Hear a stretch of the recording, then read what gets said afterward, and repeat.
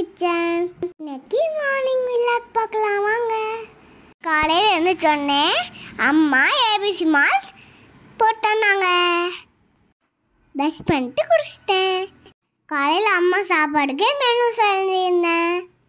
என்னென்னா வெண்பொங்கல், கேசரி, தேங்காய் சட்னி. இல்லை ஒரு மிஸ்ஸிங் என்னென்னா மெதுவடை. யாருக்கெல்லாம் இந்த காம்பினேஷன் பிடிக்கும் மறக்காமல் கமெண்ட் பண்ணுங்க. வெண்பொங்கலுக்கு அரிசியும் பருப்பும் வேக வச்சுட்டாங்க, உப்பு போட்டு. அதுக்கப்புறம் தாளிப்பு கொடுக்குறாங்க. எண்ணெய் ஊற்றி ஜீரகம், மிளகு, கருவேப்பிலை, வரமிளகா, பெருங்காயத்தூள் இதெல்லாம் போட்டு தாளிச்சுட்டு பொங்கல் எடுத்து கொட்டிடணும். பொங்கலில் கொட்டி நல்லா கிளறி விடுங்க. அவ்வளோதான், வெண்பொங்கல் ரெடி. பொங்கலும் கேசரியும் ரொம்ப பிடிக்கும். நான் கேட்டதெல்லாம் அம்மா செஞ்சு தருவாங்க எனக்கு. கேசரி போடுற ஃபுட் கலருக்கு கெமிக்கல் நீங்கள் சேர்த்த வேணாம், வீட்லேயே ஹோம்மேடாக செஞ்சு போடலாம். வீட்லேயே ஹோம்மேடாக ஃபுட் கலர் செஞ்சுருக்காங்க.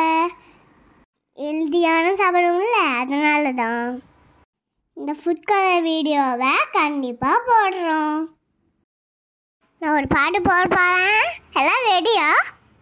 கண்டாகி கண்டாகி டீ வந்த பொண்ணு, கண்டாலே கிறுக்க ஏத்தும் கஞ்சா வச்சு கண்ணு.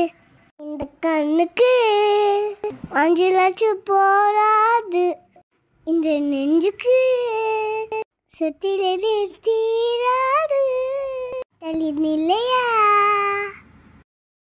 பாட்டு எப்படி மறக்காம கமெண்ட் பண்ணுங்க.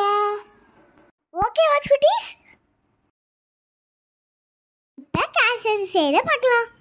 நெய் ஊற்றி முந்திரி தாசை போட்டுக்கோங்க, நல்லா வணக்கிக்கோங்க. வணங்கினதுக்கப்புறம் தண்ணி ஊற்றிக்கோங்க. ஃபுட் கலர் வேணும்னா போட்டுக்கோங்க. இப்போ ரவி எடுத்து போட்டுக்கலாம். ஃபுட் கலர் சேர்த்தாம தான் செய்யணும். கேசரி தேயாமல் சர்க்கரை போட்டுக்கோங்க. அவ்வளோதான், டேஸ்டியான kesari ready.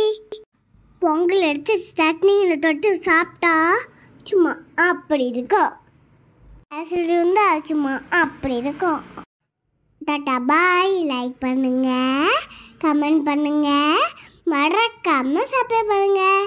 Bye Chutties. Thanks for வாட்சிங்.